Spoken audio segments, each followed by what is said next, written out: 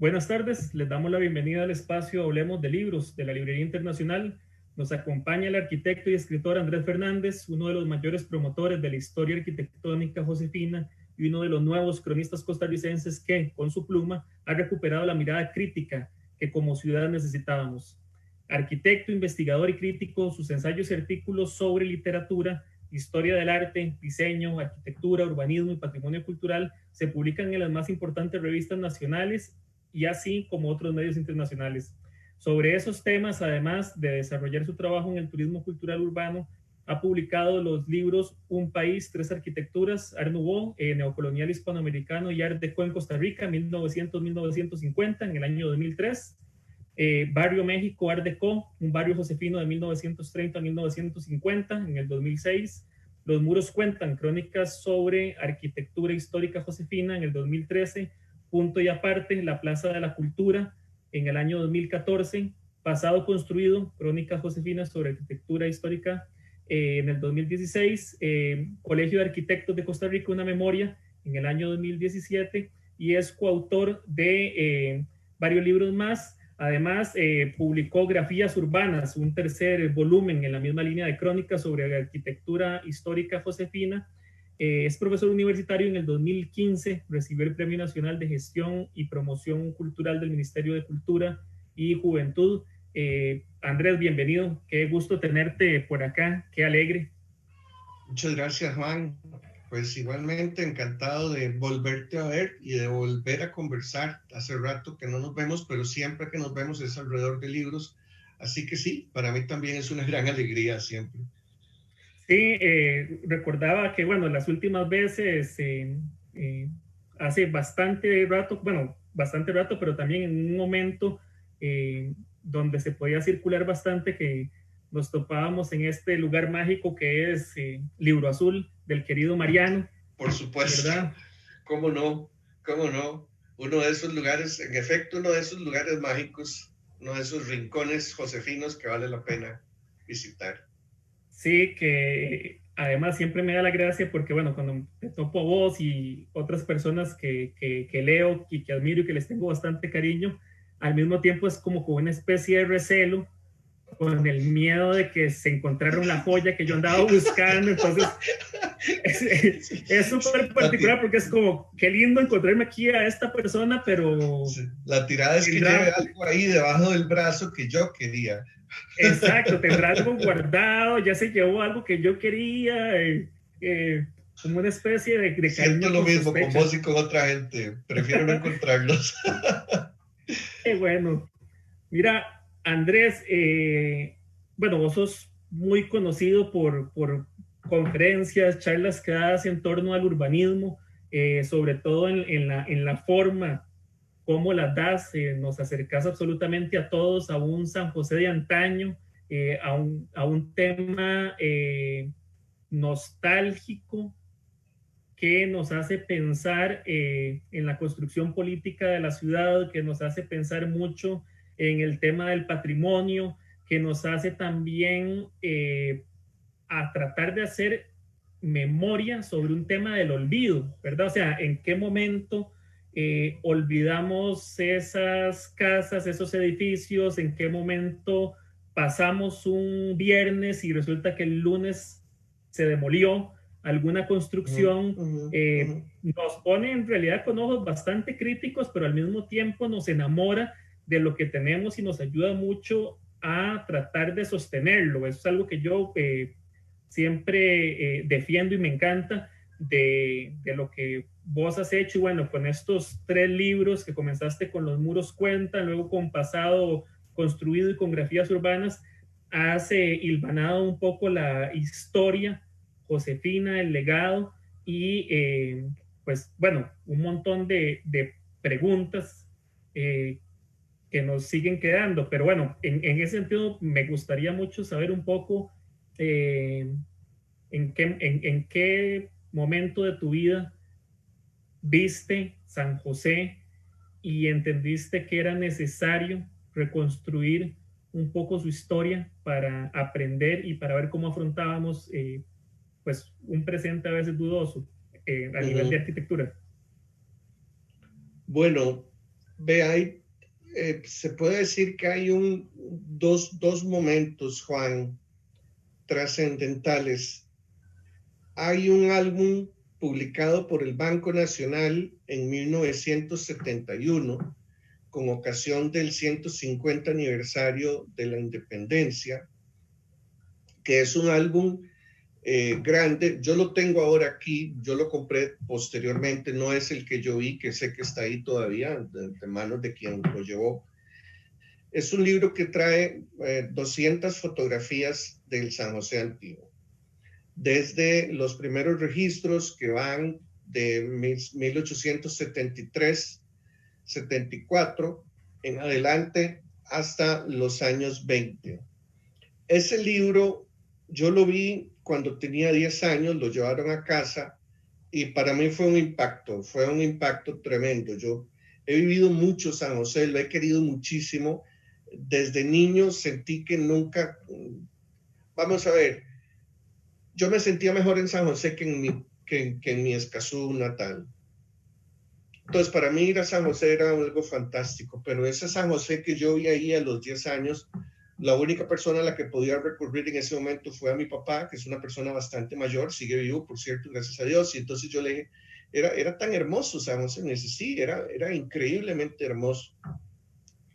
Desde ahí se me despertó a mí la curiosidad de empezar a ver San José con ojos distintos. Pero a los 14 años empecé a ir los sábados a la Biblioteca Nacional precisamente a leer periódicos. En aquel tiempo abrían los sábados, que me parece que es un servicio que hace falta, abrir los sábados porque hay gente que no puede ir entre semana. Iba a leer periódicos, 14 años tenía, pedía algo de plata como para comprarme un libro en el Erial, un helado en Pops,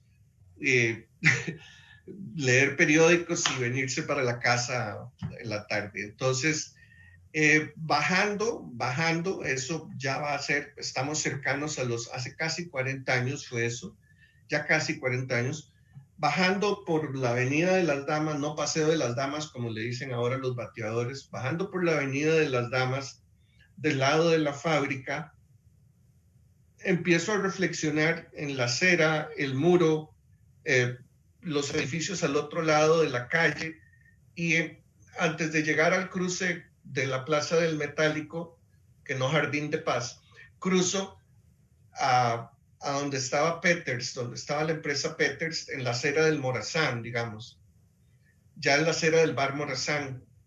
Y en la acera del Bar Morazán, digo, vuelvo a ver, doy la vuelta completa de cuerpo y digo, ¿qué pasó aquí? ¿Por qué acabo de pasar por un muro en ruinas, por una balaustrada en ruinas, por un poste en ruinas, por una casa en ruinas? ¿Por qué esto está en ruinas si aquí no hubo una guerra? ¿Por qué si en Costa Rica no hubo una Segunda Guerra Mundial? ¿Por qué San José está destruido? 14 años, hace 40 años va a ser de eso. Eso tiene que haber sido abril, mayo, marzo, abril. Y fue una especie de epifanía, porque fue la pregunta que yo dije, yo me la voy a responder. No sé cómo, pero yo me la voy a responder. Y ya hoy tengo la respuesta, y precisamente este año, a principios de año, en enero, entregué a la Universidad Veritas el libro que la responde, que es el libro de San José, Costa Rica, Arquitecturas Modernas. En los 14 formulo la pregunta y fue una especie de epifanía eso de darme vuelta y volver a ver la avenida hacia arriba y decir, ¿qué pasó aquí? ¿Qué fue lo que pasó? Y en efecto, ¿por qué un país en paz destruye una ciudad? Eso fue. Bastante fuerte porque, bueno, a nivel centroamericano hay varias narrativas y trabajos que justo tratan de reconstruir la memoria porque tuvieron que abandonar los países por las guerras, ¿verdad? Exacto. En este caso, no. O sea, no. La población se mantuvo, estuvimos aislados de conflictos bélicos fuertísimos, pero justo lo que vos decís, ¿verdad? O sea, hay unas ruinas ahí, hay un tema espectral. Sí. Que recorre un poco las calles y que no sabemos en qué momento está y en qué momento no. Sí, Y ahora que decís y abandona, sí, también la Segunda República es responsable de que el josefino abandonara San José. La destrucción es doble. Los romanos, Juan, usaban dos palabras para decir ciudad. Usaban la palabra urbs y usaban la palabra civitas. Pero la urbs es lo construido, el perfil construido de la ciudad, mientras que las civitas es el tejido social. El proyecto de la Segunda República destruyó, por un lado, la urbs, destruyó la ciudad, cuando destruyó el Palacio Presidencial, el Palacio Nacional, cuando le quitó la banca al Morazán, cuando destruyó el obelisco del Paseo Colón, cuando quitó el tranvía. Ese fue el banderazo de aquí vamos a arrasar la ciudad. Esa primera etapa culmina con la destrucción, bueno, y la Universidad de Santo Tomás, esa primera etapa culmina con la destrucción de la Biblioteca Nacional en 1971. Pero en los 50, cuando se crea el proyecto estrella de José Figueres y del INBU, que hoy no hace ni urbanismo ni vivienda, Instituto Nacional de Vivienda y Urbanismo, que no hace vivienda y menos urbanismo, se funda en 1954 y a estas alturas el caos urbano es más grande que nunca. Entonces, ¿para qué se hizo el INBU? Para nada. Pero sí hizo algo. Hizo la ciudad satélite de Atillo. Y la ciudad satélite de Atillo, y esto yo no se lo quito, con la mejor intención de darle casa a la clase obrera y a la clase media baja, maestros, profesionistas de bajo nivel, etcétera, ¿qué hizo? Vació los barrios del sur y los metió en Atillo. El josefino fuera de San José. Nunca se hizo una radial directa, nunca se hizo una línea de tren o de tranvía o de lo que, aunque fuera en globo, algo que uniera el centro con Atillo, de manera que Atillo quedó como satélite dando vueltas alrededor de San José. Mientras tanto, estábamos sufriendo en esos mismos años 50, principios de los 60, la migración del campo a la ciudad. Teníamos una frontera agrícola agotada que estaba expulsando gente. ¿Y a dónde vinieron a meterse? A San José. ¿A dónde en San José? En los antiguos barrios obreros y artesanos de gente sana, gente que viene del campo, pero deja de ser del campo. No se puede devolver porque ya no es campesino, no es aceptado porque no es urbano, y ese es el fenómeno que lo tengo muy bien estudiado. Y por cierto, en los periódicos son el instrumento esencial porque la izquierda universitaria nunca va a hablar de eso porque le resulta clasista. Ese es el fenómeno del pachuco. Es el fenómeno del pachuco. Es el fenómeno del maje y del pura vida que se apodera de la ciudad, una ciudad que entonces está sufriendo desde los años 50 y 60 un proceso paulatino, pero que ya hoy llegó al colmo, un proceso paulatino de plebeyización. Y una ciudad que fue señorial se quedó sin su gente en los barrios altos que se fueron y en los barrios bajos que se los metieron en Atillo. Entonces, sin tejido social, magnífico. Sin civitas, es muy fácil destruir la URSS porque no hay arraigo. Los edificios no le significan nada a nadie, las plazas no le significan nada a nadie, los cines le vienen flojos y se destruyó San José. Mira que ahora que decís eso en el libro, vos trabajás dos temas que a mí me encantaron, que me hicieron ver muy diferente el origen de San José, que bueno, uno es, tal vez como para ir comentándole a la gente un poco este primer volumen de Los Muros Cuentan, el tema de la ermita pajiza por un lado y por el otro, que me parece fundamental, la donación del padre Chapuí, que yo no conocía las dimensiones que vos narras ahí de los terrenos. Es Chepe, o sea, es San José. Es San José y es impresionante cómo vos vas trabajando todo eso, pero bueno, tal vez para que nos contaras un poco cómo fue ese acercamiento para establecer un poco, ¿verdad?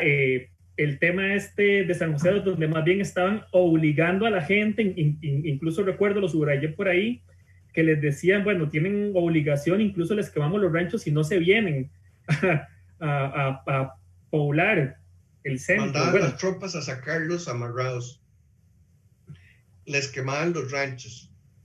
Y además el obispo lanzó una excomunión que es fantástica. Te digo solo un pedacito. Si malditos ustedes y 7 generaciones después de ustedes. Amén. Que les caigan las 7 plagas de Egipto. Amén. Si no se vienen a vivir a San José. Y es bueno, fabuloso. algunos lo hicieron. Mis antepasados escasuseños no lo hicieron. Fue la exasperación y entonces fue cuando se hizo la iglesia de San Miguel de Escazú, más o menos en el centro del valle, porque dijeron, esos son brujos y judíos marranos, esos no van a salir. Háganles una iglesia a ver si acaso. Y de ahí no han salido hasta la fecha, tienen 3 siglos de no salir. Yo por eso no voy a ese lugar. Pero volviendo a San José, sí, fue muy fuerte porque cuando el obispo Morel de Santa Cruz pasa por estos rumbos en 1751, ya la ermita tiene años y San José no está poblado. Y él dice que hay alrededor, en el Valle de San José, hay alrededor de 220 familias con trapiche, fincas, ganado, cultivos, etc. Y no han hecho por dónde. Hubo que obligarlos y entonces era muy divertido. Por ejemplo, los de Escazú decían, no, es que hay que cruzar el paso de los anonos, mucho río, mucha agua, muy peligroso. O les hacemos un puente, sí, no, pues que el puente no tiene barandas, entonces, y es de troncos, entonces ya, no, es que no, ese puente lo va a botar el agua. Entonces, es que no es que no hay agua en San José, no vamos a ir. Fue una cosa terrible, o sea, el campesino costarricense, y es mi hipótesis, es una de mis hipótesis de interpretación del siglo XVIII costarricense, Juan, es lo que yo denomino anarcomontañés. Es anárquico, es una buena persona, es un buen sujeto siempre que no te metas con él, mientras que no le toques la tierra, ¿verdad? De donde él extrae su sustento, y se vio en el 56, en el momento en que el obispo les dice que eso se los van a tocar, esa gente se levantó fiera, increíblemente fiera y valiente. Pero en el siglo XVIII fue un proceso muy difícil porque la España reestructurada por los Borbones requería cobrar impuestos, y eso, ¿qué más anarcocapitalista? No quieren pagar impuestos, no quieren ir a misa, vamos, y querían seguir contrabandeando. Claro, no había que pasar por Cartago, subías por Acerrí, bajabas al Pacífico y te ibas a Panamá directo. Venías con mercaderías y plata y te ibas con guaro y cajetas. Y nadie, el Estado no existía. Eso es anarcocapitalismo. Fue un proceso bastante difícil, como decís, pero afortunadamente la donación de tierras del padre Chapuy fue muy importante, porque para que el público se ubique, vamos, de los Anonos hasta Pavas, de ahí siguiendo el río Torres hasta Barramón, de ahí una diagonal de Barramón a los Pollos Kentucky ahí en San Pedro, para decirlo en tico, de ahí sigue el río Cloro hasta el centro comercial del sur, y de ahí váyase para los Anonos cogiendo Atillo y todo eso, San Sebastián y todo eso. Todo Chepe. Una extensión impresionante. Una extensión impresionante. Es que el padre Manuel Antonio Chapuy es un personaje excepcional en la historia de Costa Rica, porque él es Manuel Antonio Chapuy de Torres. El Chapuy se decía que era genovés, pero parece, don Ricardo Blanco Segura decía que muy probablemente fuera de origen francés y que fuera chapulí, y que ese chapulí era comerciante, es decir, tenía metálico.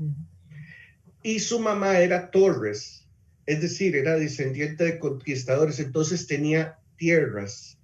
Y tener metálico y tener tierras era excepcional en ese tiempo. O tenías uno o tenías el otro, pero no los dos. Y él tenía los dos. Y al ser cura, dijo, bueno, pues le dejo esto a San José, para que la villa se pueble. ¿Ves? Ahora bien, cuando hablan de la sabana, Juan, esa es otra crónica que falta. Lo que pasa con la sabana es que fue lo único que logró rescatar la Municipalidad de San José en 1830 de la rebatiña, de la robadera y, como diríamos hoy, del chorizo que se había armado con las tierras del padre Chapuí. Pero eso fue lo que quedó, pero en realidad esto es toda la ciudad, como hablábamos, sí.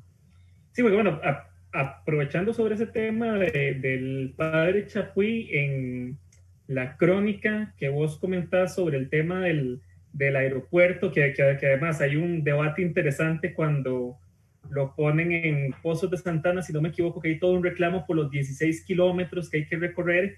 Esa parte de la sabana es tal vez, si no me equivoco, lo último que quedaba de esas de la herencia de Chapuí, sí. Y como te digo, fue porque la municipalidad se puso viva en 1830 y dijeron, bueno, vamos, por favor, guardemos aunque sea un pedazo.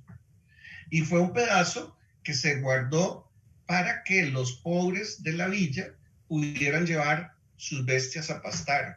No para el ocio, como dicen ahora. Es que a mí me parece impresionante lo bateadores que son los ticos a veces. El ocio, un concepto de la revolución industrial, más de finales del 19 y principios del 20, en esos años. Chapuí en el siglo XVIII pensando en el ocio, como si los campesinos tuvieran ni medio minuto para dejar de trabajar, ¿verdad? Jamás. Sí, fue algo completamente distinto. Ahora, el llano no era rectangular, entonces ellos lo que hicieron fue empezar a sacar gente y les regalaban, qué sé yo, pedazos a la orilla. Entonces lo regularizaron. Dijeron que esto es municipal y se acabó. Y ahí fue donde nació el llano de la sabana, propiamente dicho. No, para agregar a lo que mencionabas de el ocio, eso por lo menos se lo debemos a Paul Lafargue, el yerno de Marx. Sí, o sea, el ocio es de anteayer. El ocio es de anteayer y es producto de la revolución industrial, o sea, y de la presión socialista sobre el trabajo obrero. No, el ocio es de anteayer. Ya con eso queda todo dicho. El ocio de la población, no me vengan con esas. Sí. Es súper particular cómo utilizan eso. Mira, bueno, por lo menos en los 3 libros, yo quedé fascinado porque me permitió ver cómo una serie de avances que hoy disfrutamos, bueno, fueron gracias a poblar San José, pero al mismo tiempo a los avances arquitectónicos, a las migraciones, las influencias, el comercio, sí, claro.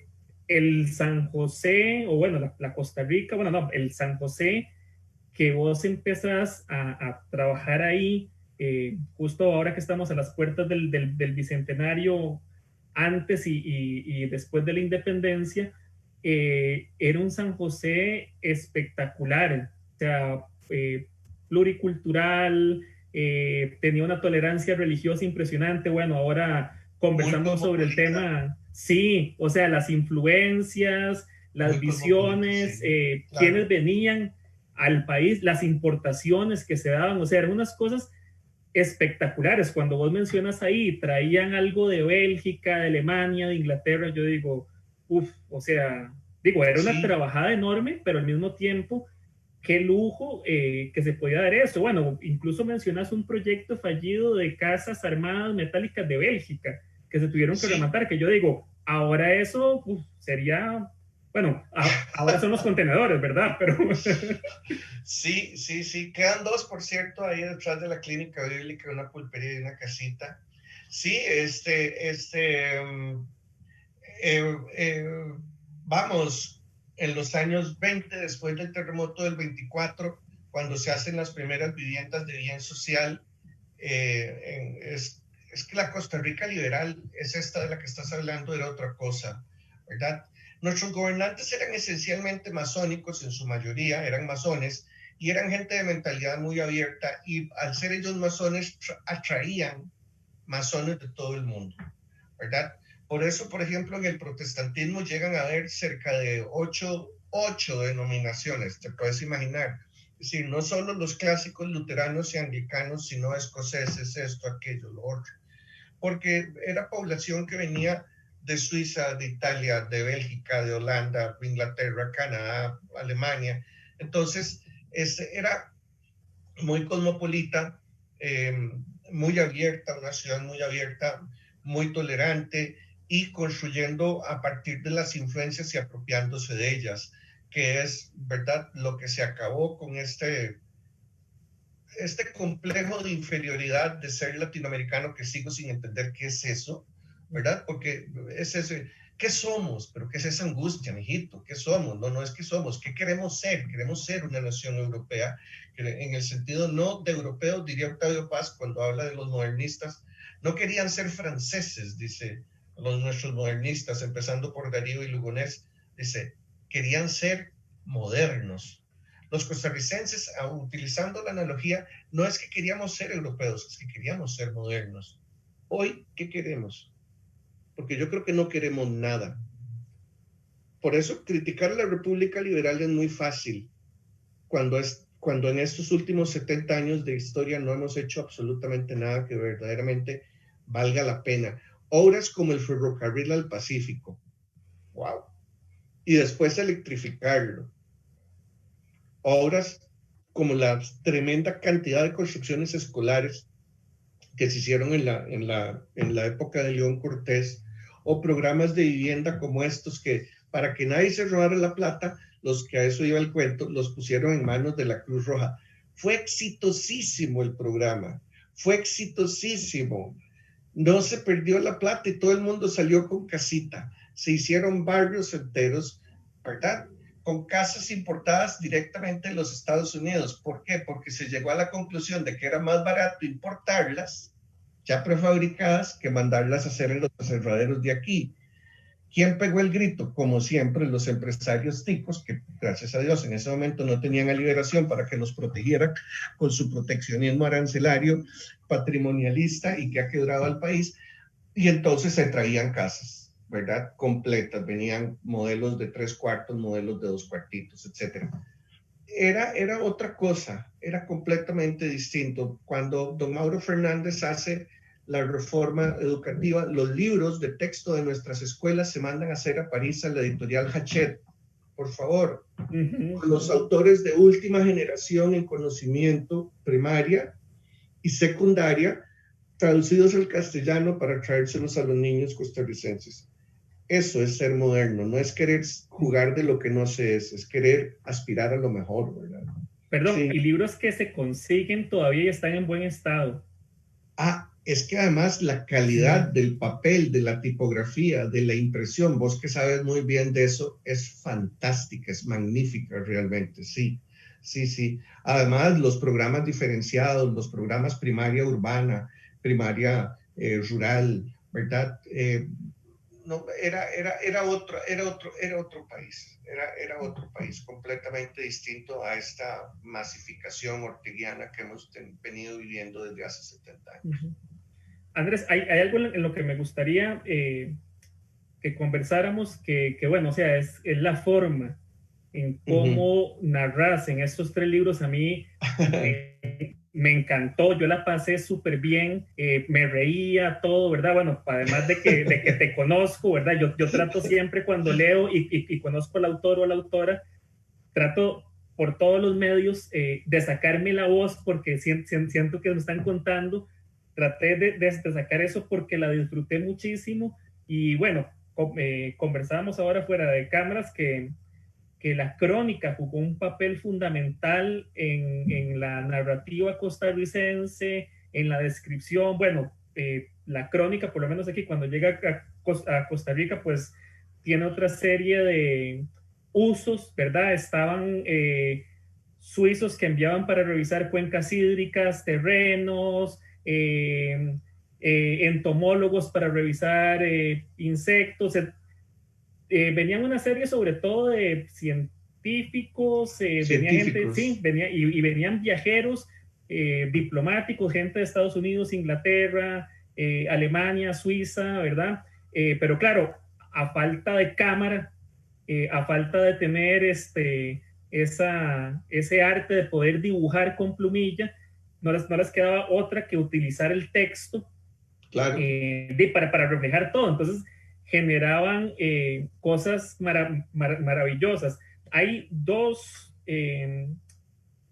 vertientes, dos temas tal vez que vos trabajás mucho aquí y haces énfasis. Uno, la fotografía, que es lo más cercano a un dato objetivo que tenemos, pero por el otro también, cuando vos los comparás en muchos casos, que bueno, es un trabajo de hormiga impresionante y cansado, que es el de revisar los periódicos y las revistas de la época, prácticamente desde que vino la imprenta en 1830 a manos de los Carranza, revisar todo eso para constatar de que efectivamente esto quedaba aquí, se construyó de tal forma, de repente datos que se pasan, que bueno, vos eso lo rescato mucho, me corroborás cosas que estaban erróneas, datos que le adjudicaban a un arquitecto o a un maestro de obras, una cosa cuando no, hipótesis que quedan claras, pero bueno, en ese sentido, tenés una pluma privilegiada que traes todo un rescate de la crónica de mediados del siglo XIX, pero no la sentás en el XXI, con palabras contemporáneas, con argumentos sólidos, y era un poco lo que yo decía al principio, o sea, nos haces ver una San José que no está, pero que también es muy cercana, o sea, estamos a los 200 años, digo, 200 años para todo lo que ha sucedido y todo lo que se ha destruido, pues no es nada. En ese sentido, por ejemplo, narrativamente, literariamente, ¿cuáles fueron tus influencias? Sí, la crónica yo la elijo por dos razones. Ahora mencionaste la fotografía. La fotografía a mí se me volvió esencial porque, como decís, es el dato más cercano a lo objetivo que tiene un historiador de la arquitectura. Pero hubo un motivo ahí de molestia, y a mí cuando algo me molesta es peligroso. Facebook y todos los sitios de bateadores de casas antiguas, ignorantes de antiguas fotografías, antiguas estupideces sobre San José, todos esos nombres se los puedo regalar. Dije, esto no puede ser posible, no puede ser posible que, como dice el maestro Humberto Eco, esto de las redes sociales es el reino de la estupidez. Se dice cualquier cosa sobre una fotografía. Yo tengo una fototeca extraordinaria que me he hecho a lo largo de 30 años y dije, no, vamos a hacer una cosa. Vamos a sacar estas fotografías y vamos a decir la realidad sobre ellas. ¿Cuál es la forma? Ahora, Costa Rica, como bien decís, desde mediados del siglo XIX, ya en los periódicos de los 40 hay crónicas. Tenemos una muy fuerte tradición literaria anclada en la crónica, que si va ya con autores reconocidos como Manuel de Jesús Jiménez o Ricardo Fernández Guardia, evoluciona, ¿verdad?, hasta un Ricardo Blanco Segura y otra serie de personajes que yo anoto particularmente en el primer libro, en el prólogo, donde hago énfasis en eso. Una ventaja que tenía para competir, porque ve qué complejo se vuelve el cuadro a partir de mi enojo con las redes sociales.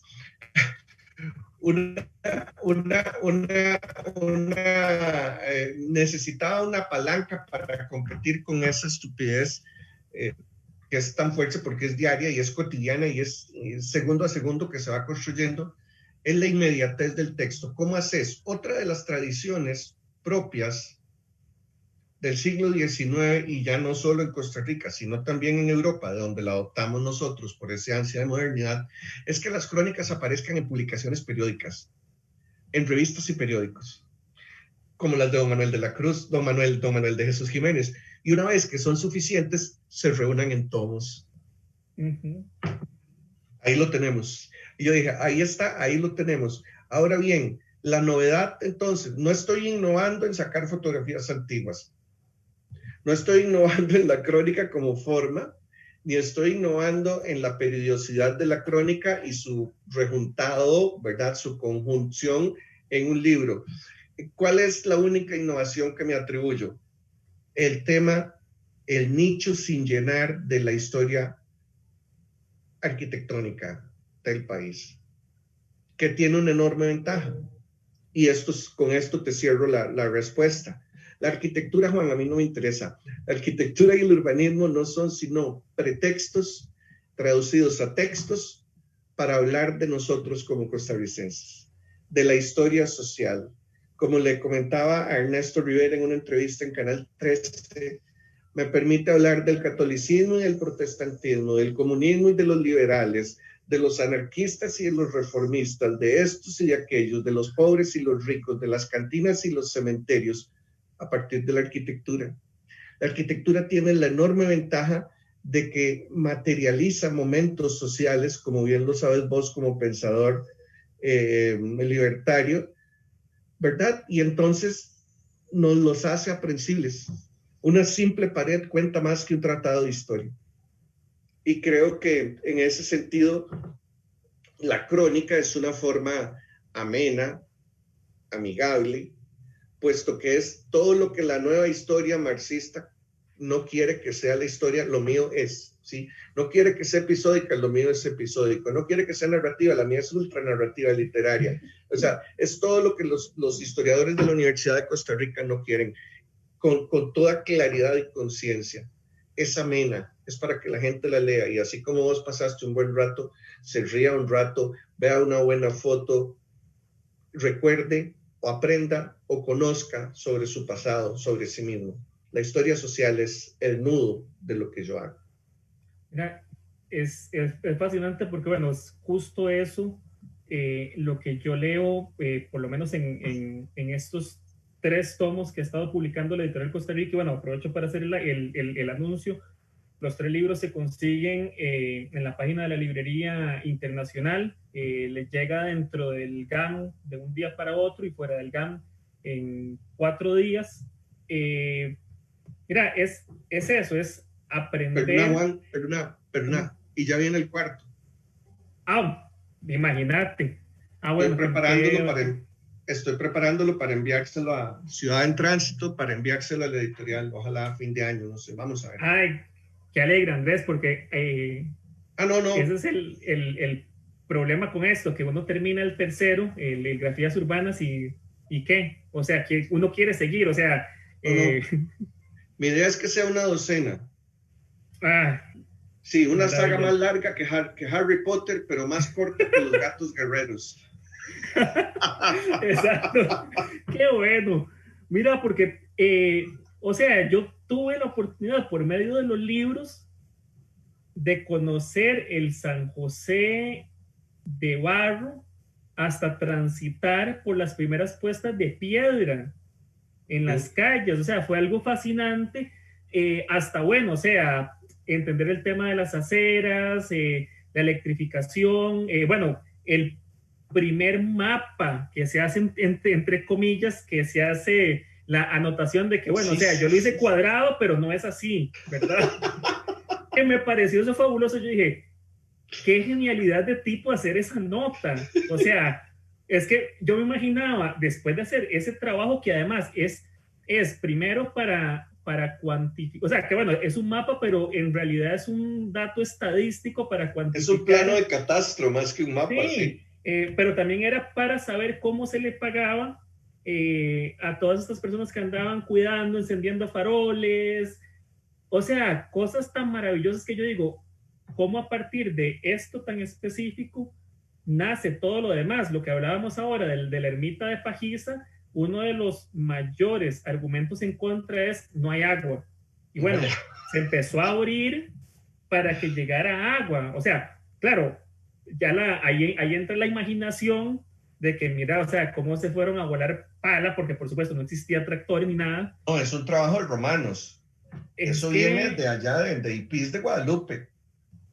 Por eso, lo que me permite también es apreciar el valor humano, la valentía, la osadía de hacer esas cosas. Cuando yo leo ahí, por ejemplo, cuando me da los primeros indicios y me disculpas porque yo no manejo temas técnicos, no, pero algunas construcciones de bloques de piedra, de aceros, o sea, solo imaginarme esperar en un puerto que eso desembarque y jalarlo en carreta. O sea, es impresionante. Entonces, claro, me da una noción de ese San José de que, Claro, o sea, claro. no es que somos, es que estábamos buscando ser. Y bueno, en ese sentido también hay tragedia, ¿verdad? O sea, en Así. todo esto hay una tragedia. Decía Carlitos Marx, porque nos estábamos riendo de esto, si la primera fue una comedia, la segunda una tragedia, o viceversa, que lo Sí, decían en el 18 Brumario. sí, Eh, hay momentos políticos fuertes que han ido borrando, digamos, tal vez para encerrarlos en periodos, el centenario de Costa Rica, ¿verdad? En el sí, centenario se derrumban cosas. Hay una crónica que vos mencionás, se me va ahorita quién la escribe, sobre los derrumbes que se dan en el centenario, que se tiran cosas, ¿verdad? Bueno, la sí, casa de de Juanito Mora. Carrillo, la casa de Carrillo, pasadito el terremoto del 24, sí, y otras cosas. Sí, ¿verdad? Eh, sí, como toda ciudad, ¿verdad? San José es un palincesto, ¿verdad? Tiene un estrato primitivo colonial que se va a proyectar, pero con una particularidad en San José, que es que la historia de la ciudad es la historia de sus terremotos. Y cada vez que viene uno tenemos que construir encima. Y entonces esa tragedia también va, digamos, la historia de la ciudad va de la mano de esa tragedia porque es telúrica, ¿no? Sí, de hecho un terremoto como el del 1991, el de Limón, el del Valle del llamado de Limón, pero en realidad es en el Valle de la Estrella, porque de Limón no hubiera quedado nada. De San José no hubiera quedado absolutamente nada. Si a nosotros nos agarra ese terremoto acá, no hubiera quedado nada. Porque eh, es, hay que recordar, Juan, que por un lado, la telúrica esa tan fuerte, ¿no? Nuestra, los volcanes y el agua. La cantidad, una ciudad donde llueve 13 de los 12 meses del año, es una ciudad donde la arquitectura está condenada a o tener un mantenimiento casi cotidiano o desaparecer muy pronto, porque el clima tropical extremo es enemigo de la arquitectura. Entonces, por un lado tenemos a la naturaleza en nuestra contra y por el otro lado tenemos la naturaleza no historicista del Tico en contra también. Es una ciudad condenada en ese sentido. Pero tuvo un momento de gloria que a mi juicio es de un siglo, que se inicia con don Juanito Mora en 1850, como ya lo recordaba don Cleto González Víquez, y se acaba alrededor de 1950, cuando empieza la destrucción de esa ciudad que se construyó en un siglo y que se logró consolidar con su población, con sus estratos altos, bajos, incluso con un submundo criminal muy interesante, por cierto. Sí, que traficaba cocaína en los años 20, por ejemplo, maravilloso, digo. San José siempre ha estado en la vanguardia de todo. Entonces, un siglo, 1850-1950, que es cuando empieza la destrucción de esa ciudad consolidada por parte de la República de Segunda, insisto. Pero yo pienso que la gran tragedia, que todas las otras, si me permitís, todas las otras tragedias que podemos haber sufrido antes, Juan, fueron coyunturales, pero que un grupo de gente tenga conciencia de destruir una ciudad es muy fuerte y eso ya no es coyuntural, sino que se vuelve estructural. La destrucción de San José responde a un proyecto político, un proyecto de modernización en el agro, modernización del aparato estatal y vamos, que se sigue de ahí, en consecuencia, la modernización del perfil urbano. Por lo tanto, ¿qué hacemos con lo que hay construido? Bote esa vaina.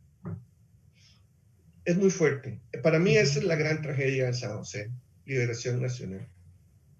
Claro, que bueno, tiene que ser el olvido también. A partir de estas dos cosas que vos mencionás, porque bueno, es espectacular cómo, y vos lo mencionás acá, además en el día de San Antolín, 2 de septiembre de 1841, ese sismo inspiró las normas para mejorar la construcción de casas y edificios. O sea, cuando vos Sí, me presentás eso ahí, me parece espectacular, porque a veces uno no asocia un sí, evento de ese calibre, que es un evento natural, ¿verdad? Pero bueno, con mejoras. sí. El 24 también trajo mejoras.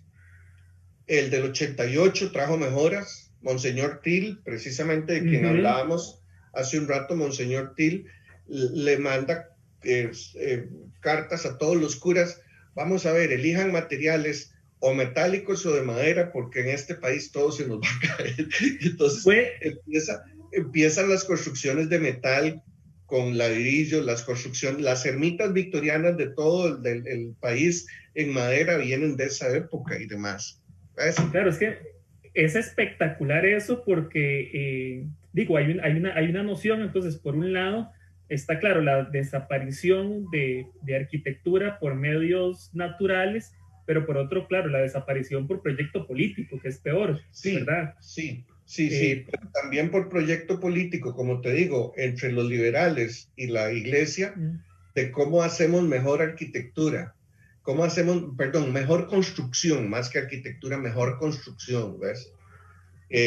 Y de ahí viene la reglamentación, la de Carrillo, etcétera. Ahí van surgiendo reglamentaciones hasta las recomendaciones de finales de siglo de Til que vienen del 88 precisamente, son producto del terremoto del 88.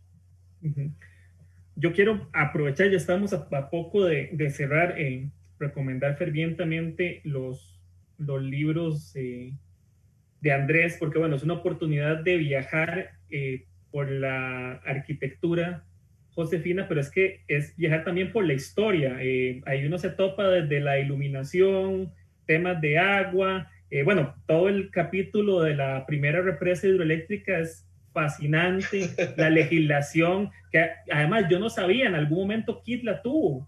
Eh, Sí, o sí, sea, o sea, sí, eso sí. sí yo no lo sabía y yo digo, mira, Minor Kid la tuvo por ahí. Bueno, el primer eh, vuelo que vino aquí a Costa Rica, que además falló, que hubo una crónica de mofa, o sea, una chota espectacular, yo digo, o sea, ¿verdad? Paró en un árbol de la sabana, el maje ahí, Seligman, ¿sí?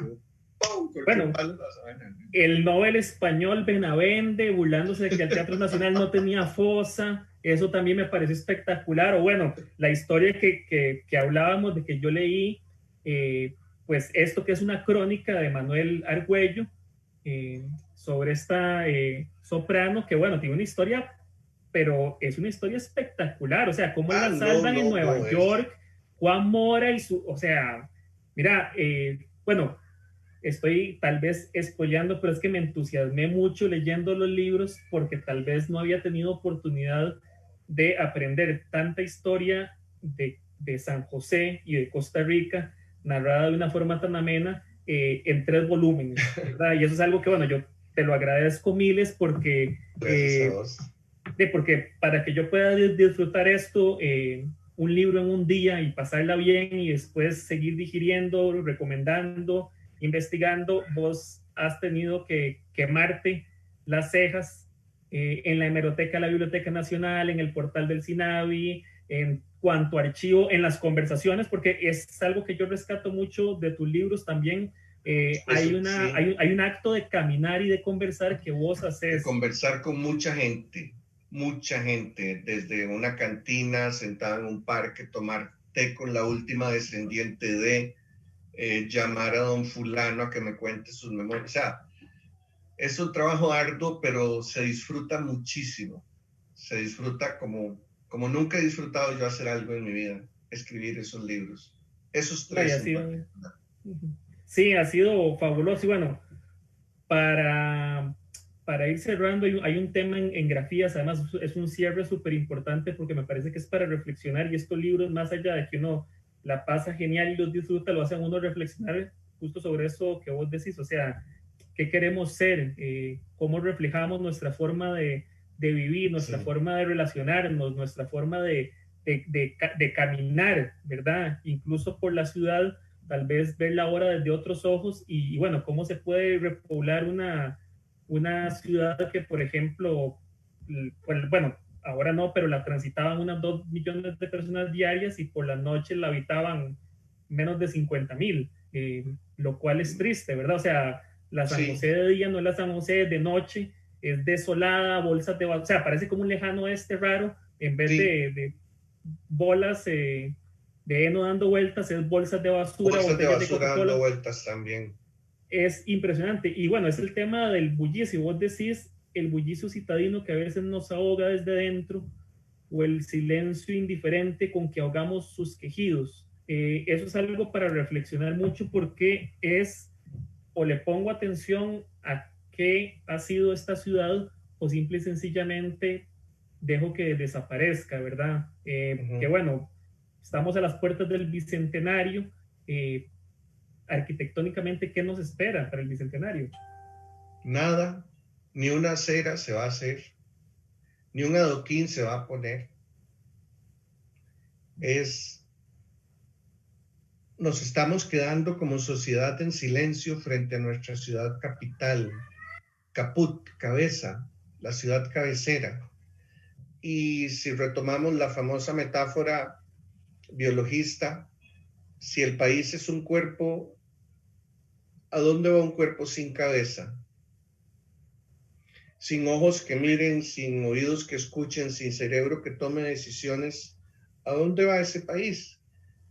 Y es San José la cabeza. Una ciudad capital cuya casa presidencial no está en la ciudad capital, porque Zapote no es San José, donde el edificio municipal no está en San José, porque la calle del cementerio no es San José. El downtown es la ciudad y no habitan ahí los poderes de la República, no están los ministerios, la ARECEP se va para Santana, ¿verdad? Calle Morenos, la Sala Cuarta, Dios mío, ¿qué pasa aquí? Entonces, en ese abandono físico hay también un aislarse de ese bullicio y crearle una barrera de silencio alrededor de la ciudad.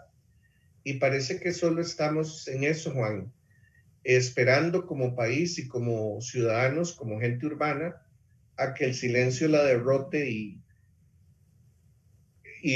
que la indiferencia se trague la memoria de una ciudad que fue tan pequeña pero gloriosa, ¿verdad? Y que el olvido se apodere de ella. Ya lo está logrando en buena medida, lo de la pandemia no colabora y sobre todo los gobiernos locales y nacionales no tienen conciencia de qué hacer con esas hectáreas, porque para ellos son hectáreas. No están cargadas de ciudad, de humanidad, de historia social, de un país que construimos de cero, unos campesinos ignorantes y los llevamos a unos niveles impresionantes de desarrollo desde aquí, desde San José precisamente. Bueno, yo aprovecho para que junto a Andrés le hagamos bullicio a esa historia josefina, esa historia maravillosa de un San José espectacular, como les mencioné en el programa, un San José que me hizo transitar una calle de barro, ver cómo se ponían las primeras piedras, hasta el sistema de alcantarillado, la electrificación, las hidroeléctricas, en fin, son 3 volúmenes, los muros cuentan, pasado construido, grafías urbanas y con mucha alegría vamos a recibir ese cuarto volumen y los otros libros de Andrés también súper recomendados.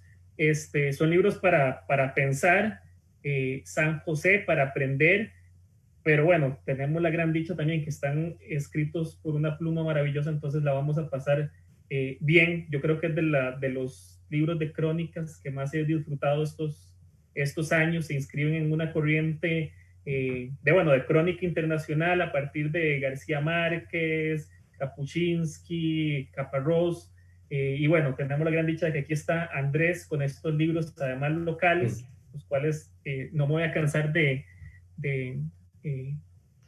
promoverlos. Y bueno, Andrés, te agradezco muchísimo el espacio. Me hubiera gustado hablar de 1000 cosas porque hay demasiadas cosas. Se me quedó por ahí un homenaje a los arquitectos que han pasado por la historia costarricense, que es fabuloso. O sea, solo esa parte es espectacular. Ver cómo lo trabajaron, las peripecias. Bueno, realmente sí se me quedaron muchísimos temas que había anotado ahí, pero bueno, lo Ahí, principal es que están los libros. ahí tendremos oportunidad de conversar. Yo encantadísimo. Muchísimas gracias, Juan. Muchas gracias a la Librería Internacional. Grafías Urbanas se presentó en la Librería Internacional de Multiplaza Curridabat, con gente afuera viendo por la ventana y todo. Fue una experiencia realmente muy hermosa. Y yo esperaría que pudiéramos presentar un eventual cuarto tomo ahí. Quedo a tu disposición y a disposición de la librería. Y vamos, muchísimas gracias entonces. Muchas gracias a quienes nos acompañaron. Muchas gracias. Esto fue Hablemos de Libros. Mañana arranca la Feria Internacional del Libro Virtual. Estén atentos, estén atentas. Estos libros, así como otros, van a estar disponibles en el stand virtual. Así que nos seguimos viendo en programas. Muchísimas gracias. Que pasen muy buenas noches.